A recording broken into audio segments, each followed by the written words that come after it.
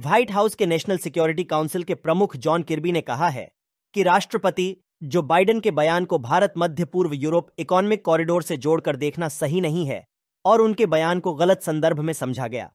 दरअसल भारतीय समाचार एजेंसियों ने गुरुवार को अपनी रिपोर्ट्स में कहा था कि जो बाइडेन ने कहा उन्हें यकीन है कि हमास के इस्राएल पर हमला करने का एक कारण G20 शिखर सम्मेलन के दौरान महत्वाकांक्षी भारत मध्य पूर्व यूरोप इकोनॉमिक कॉरिडोर की घोषणा हो सकता है।